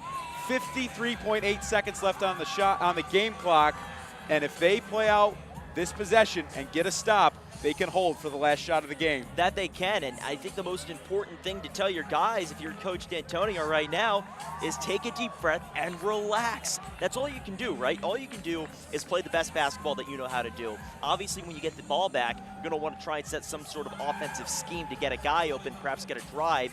I haven't seen the Mighty Oaks set a lot of screens tonight to get guys driving inside. I don't suppose that they're going to change that now. So I'm going to guess, just based on this presumption, what we've seen so far, ESF is going to live and die by the 3. So with that said, the answer's simple. You play defense, you focus on ball control, and hopefully things go your way. Great look inside the ESF huddle. Tremendous camera work from our outstanding crew. Before this one is over, we'd be remiss if we didn't mention the efforts of this ESFTV crew. Yeah, just some fantastic folks working behind the cameras and computers tonight. We have been treated to a great one inside the Carrier Dome. And one thing I took note of, John D'Antonio looking every one of his guys in the eye as he panned around that huddle.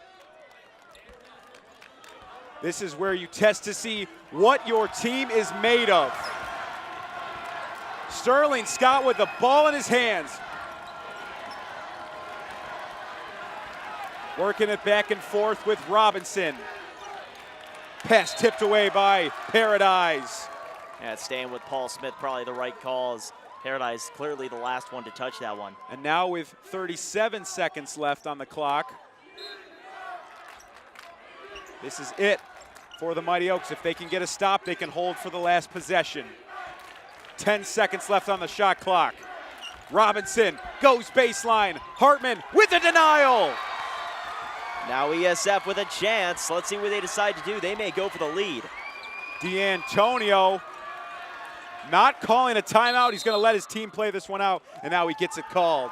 Yeah, probably the right choice there to call the timeout, slow things down. One timeout remaining for the Mighty Oaks. Julian, question of the night. Where do you go with the basketball coming out of this timeout? Well, you've got a good number of options, right? I think you put Zack Dormer back out there and you let him take the basketball and do what he can do. Now, that's just my opinion. I think there are a lot of different factors that could go into this one, but at the end of the day, I think the biggest question is ESF going to go for the tie or are they going to go for 3? Right? That was question number 2 of the night. I was just about to ask you. Right. You think about tonight so far, and ESF has been playing catch-up the entire night. Do they want to rest their bets on one shot? I think that is the biggest question from Coach John Antonio right now. You're the expert here, but if I had to add my 2 cents, I would say your team has the momentum in this game. Get the 2. You've done a nice job the last few minutes getting inside. Get the 2. Take this one in overtime because your team has all the momentum, and obviously they have the crowd behind them as well. Yeah, I'll be honest with you, Tommy. I don't think there's one right answer. I think it's just 2 completely different philosophies, and we'll see which one Coach John D'Antonio decides to roll with tonight. But at the end of the day, it's been a great game, and a little birdie told me a moment ago that the big game this week is Duke-Syracuse, but I don't buy it. I think it's Mighty Oaks Bobcats. I've preferred this one so far, especially if it goes sour for the Orangemen. I'd take a game like this 10 times out of 10. I'm with you. Granted, there's not 36,000 people here, but it's been a fun one, no doubt. 36,000 in spirit. How about that? Vanderloop guard to inbound. He'll get it in the hands of David Lowen. Keep an eye on Zachary Dormer. He's matched up against Kenny Smith. Paradise has been deadly down the stretch. 5 seconds. Flaumer inside. Can't get it to drop, but he's fouled. And now we come into a situation where the pressure of the game comes down to just a couple of shots. Henry Flaumer at the free throw line inside the Carrier Dome to tie the game up. And if he misses the first one, don't be surprised if he intentionally misses the second. It is a 2-shot foul. Julian, this is what you dream of in your driveway at home. Hits the first. Henry Flaumer not phased at the free throw line in the slightest. And now the fate of the Mighty Oaks culling down to just 1 shot. Bobcats put Donovan Miller back down on the blocks. He'll be fending off Zachary Dormer, who will likely be getting his paws in on a potential offensive rebound. Flaumer's got 2 out of 2. How about that? The Mighty Oaks have come all the way back and tied this game with 3.4 to go. Henry Flaumer says, what pressure? I've been doing this my whole life. 2 of 2 at the free throw line. Flaumer dropped 31 earlier in the season against Penn State, New Kensington, but I'd say if you asked him, this would be his best performance so far. Well, I just got to remind everybody that overtime is not a sure thing. 3.4 seconds is plenty of time for Paul Smith to make something miraculous happen. It's enough time for them to get down. Remember, they're going to be able to inbound this ball with a chance to shoot something. So they'll take a 3, they'll take a 2, they'll take whatever they can get. We've seen crazier things happen than 3.4 seconds, all right? And you have to think Dominique Boone is drawing up a play for his leading scorer, the junior Raheem Robinson. He's been quiet down the stretch, but this is when your best players shine the brightest. An interesting choice here. D'Antonio is going to throw out Cooper Wyman. Now, Cooper is a soccer player, so you know he's got some wheels, and you wonder if that factored into his decision. He'll be matched up on the speedy Sterling Scott, so he's got fresh legs on Scott. Hartman to guard the inbounds. Up to Scott. 2 seconds. Scott, the heave comes way short. Bonus basketball inside the Carrier Dome. And if you're the ESF Mighty Oaks, this is exactly what you wanted. You've been playing catch-up since the first half, and it's time for overtime here in the Carrier Dome. Is there any better way to wrap up the first ever Barkeaters Men's Basketball Cup than with overtime? No, there's not. And I know that everybody in this crew behind us has been doing a fantastic job tonight for ESFTV. So just a big shout out to everybody that has gone into making this a fantastic broadcast.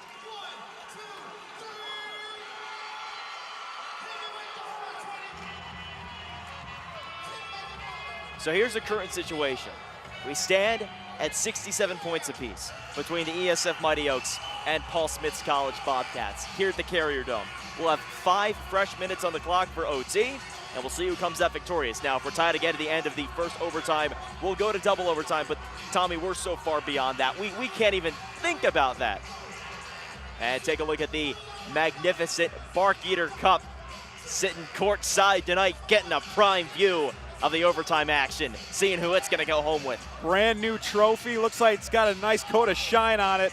See right there at the bottom, Paul Smith's College and SUNY-ESF. But who is going to take that glorious trophy home? We'll wait and see. 5 minutes deciding the winner between SUNY-ESF and Paul Smith's. Tommy, are you ready? I'm ready to go. I'm ready too. Let's do this thing. Cole Hartman looks ready. Kenny Smith looks ready. And we've got overtime in the Carrier Dome. Sterling Scott, right out of the starting blocks, took it to the rack but couldn't finish.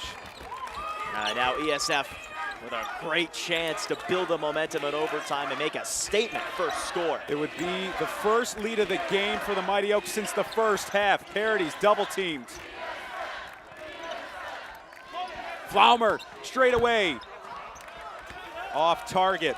Yeah, and old habits do not die quickly, and there's an example of ESF just taking a heave-ho 3. Cannot do that in the crucial ticking time of overtime. Considering he buried 2 free throws to put this one in overtime, I can allow that shot, but right at the other end, David Harris with the 2.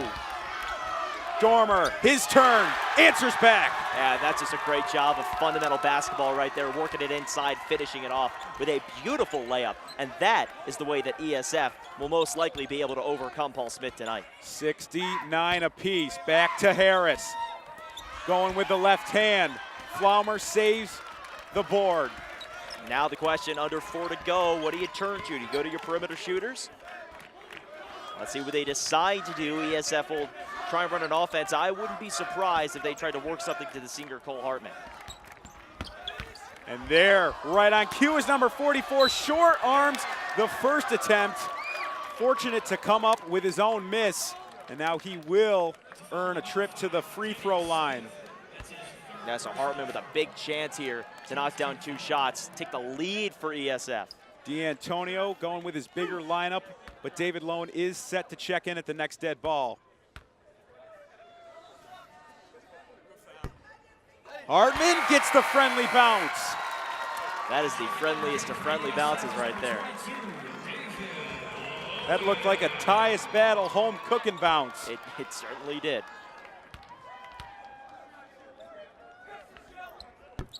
First lead of the game, first lead of the half, that is, for the Mighty Oaks, and it stands at 1 as Hartman goes 1 of 2 at the line.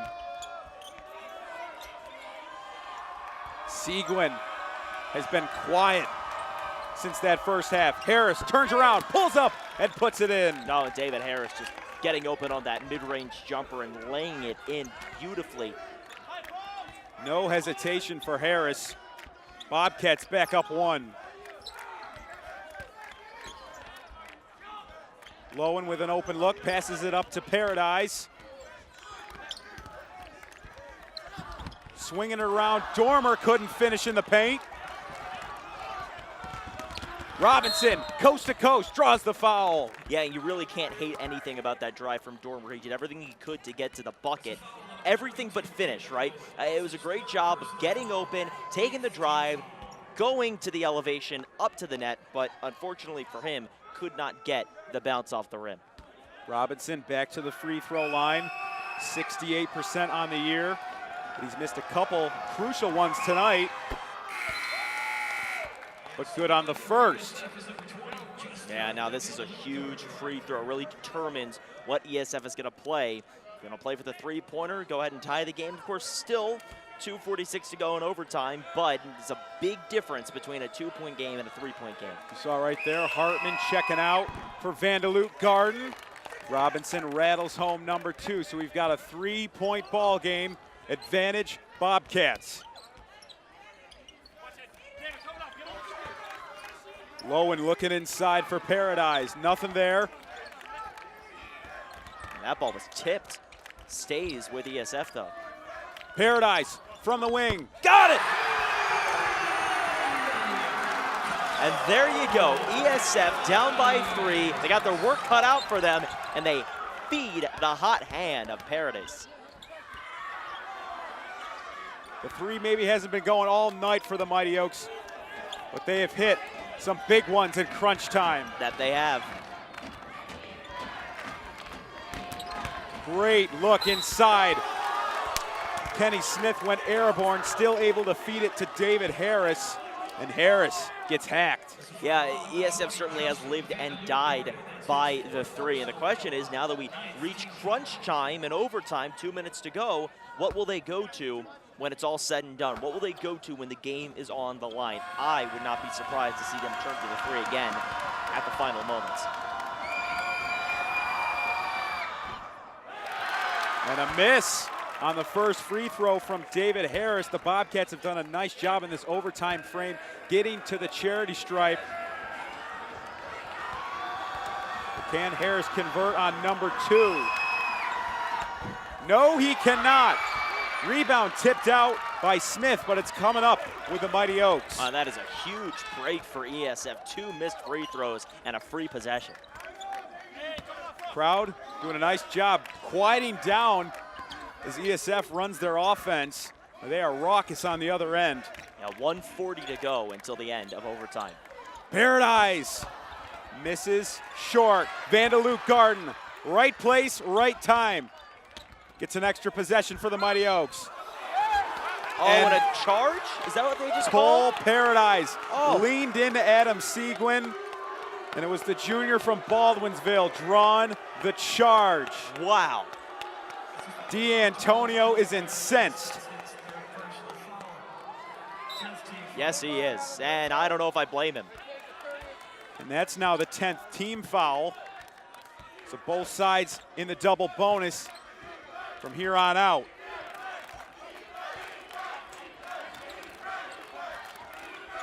And you see the Bobcats are going to work it around the perimeter a lot. They want the best shot, and they're going to take it from beyond. Harris going up into the trees and coming up empty. Yeah, trying with that one-hand hook, could not finish. Dormer on the attack. Denied. A huge block, but he'll be able to track it down. Oh my, what a save by Zack Dormer. Back and forth. Mighty Oaks with 10 seconds. Down to 5 on the shot clock. Flaumer down and out. Oh, but almost Dormer with the save. And the finish. Woo.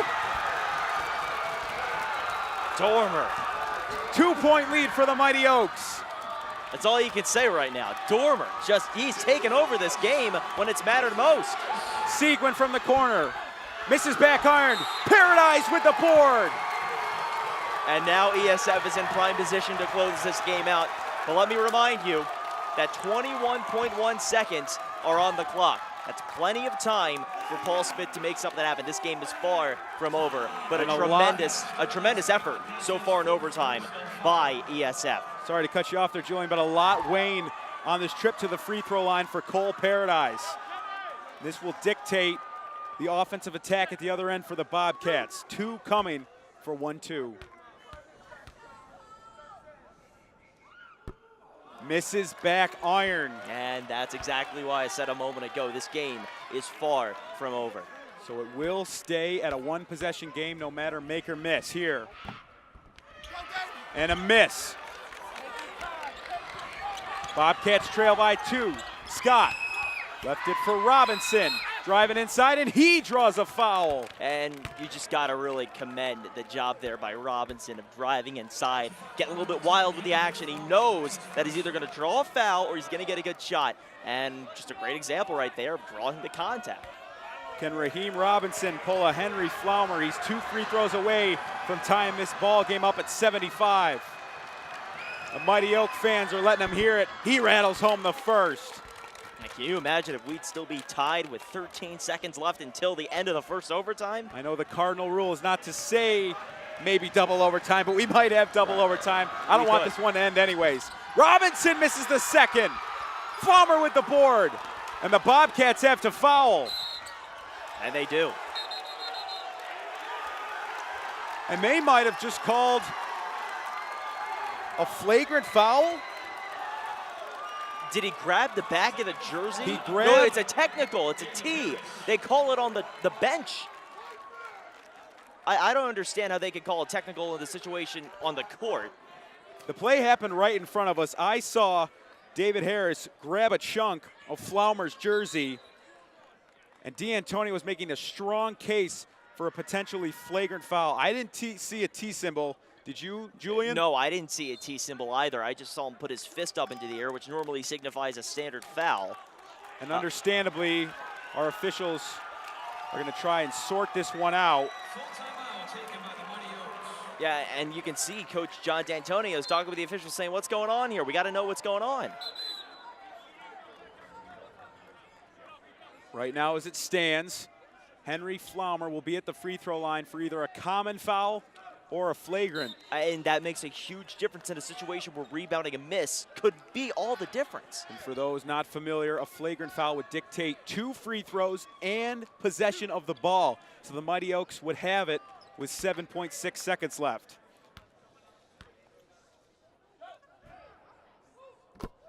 Flaumer feeling pretty comfortable at that free throw line. Yes, he is. And this second one could really be the difference. Misses on the second, but still, what a performance tonight from Henry Flaumer. Zack Dormer may be the MVP of the second half for the Mighty Oaks. Well, we know it's going to be an immediate foul. Let's see how Paul Smith plays it. Interesting choice. They inbounded to Dormer, and although Dormer, a solid free throw shooter at 70%, I don't know why you don't draw something up there for Flaumer. Well, I don't He's know hit 3 of the biggest free throws of the night. Yeah, I don't know. I think at that point, it's just a matter of putting it into the hands of somebody who's trustworthy, and I think in this case, Dormer is the guy they want to take these shots, considering what he's done down the stretch. And no troubles on number 1. And a chance to potentially seal this game with a second shot, and we got a timeout from Paul Smith. Now Dominique Boone wants to talk things over. in a way, I think he actually doesn't want to talk things over. I think he just wants to freeze Zack Dormer. He might, but you also have to consider drawing up a play in the case of a Dormer miss. Of course, yeah. If Dormer misses this shot, then the first plan of action is to obviously get the rebound. Then the second plan of action is to go ahead and try and get your three off. You don't know where you're going to get that three from, but we do need to consider that Paul Smith does have 3 timeouts left. So if they get the rebound, I think it's going to be an immediate timeout. And we saw just a moment ago, President of SUNY-ESF, Dr. David Amberg, up on his feet like many of the Mighty Oak faithful in attendance. You have to think, make or miss, the Bobcats at least need a 3. Oh, absolutely. Yeah, they're definitely going to go for the 3 one way or another. The question more so, I think, is if this is a miss and this rebounded by Paul Smith, they call the timeout, what's the game plan, right? I think any other scenario leads inevitably to an ESF victory. But if for some reason we get a miss here and it's a rebound by Paul Smith, they call timeout, that's where things get funky. So that's the one scenario that I think the Bobcats are really hoping for. And with 3 timeouts remaining, there's a very real possibility that off a miss, they could rebound it, get it across center court, and then call a timeout to set up an easier look for a potential game-tying 3. But it all hinges on this next free throw from Zack Dormer. No good, misses back iron. 5 seconds left for the Bobcats. Great defense. They won't even get a shot off. And I'm shocked they didn't even try and call a timeout. That's incredible. On senior night inside the Carrier Dome, it's the Mighty Oaks storming back and stealing the Barkeater Cup. Just an incredible job by the Mighty Oaks to come back in this game. And now we're getting some requests from the PA announcer not to storm the court, but wow, what an exciting moment here for ESF. They come back after being down by so much in the second half. Looked like at a certain point that double-digit lead was going to be insurmountable. But Paul Smith, of course, aiding a little bit in the ESF try to come back in this game. They had some miscues, ESF. They took advantage of that, scored, and boom, we got ourselves a tie game, forced overtime, and all of a sudden ESF up by 3 with 0s on the clock. Zack Dormer played an inspired second half of basketball. It was Henry Flaumer, the hero that sent the Mighty Oaks to overtime, and they finish off the job in the extra period. What a game. No better way to celebrate the inaugural season of the Barkeater Cup. Once again, our thanks to the Carrier Dome staff for their hospitality and assistance in making this broadcast possible. Yeah, how about that? Look at Cole Hartman holding that cup high in the air. He's got a lot to be proud of. The senior didn't have his best night, but his team certainly rallied around him. And these 5 seniors, so deserving to be able to go out with a victory. They'll finish their season 8-12. Meanwhile, a sour note to end on for the Bobcats. A valiant effort, but they now fall to 10-21 on the season. They lose their 3rd straight game to close out the year. Yeah, once again, just an amazing night for all ESF fans, students, players. Could not be happier. Our special thanks to the entire Carrier Dome staff for making tonight's production possible. John DeFrancisco, Dave Biker, and Denny Hudson. And some more thanks to the Carrier Dome staff, Tom Benzel and Pete Sala. Yeah, once again, we just want to thank everybody involved with this broadcast. Your final score from the Carrier Dome, 77-74 in favor of ESF. It's about as exciting and thrilling as it gets in overtime. On behalf of Julian Barron and our outstanding ESF crew, I'm Tommy Valentine. The SUNY-ESF Mighty Oaks take the Barkeater Cup. Good night from Syracuse. You've been watching college basketball on ESFTV.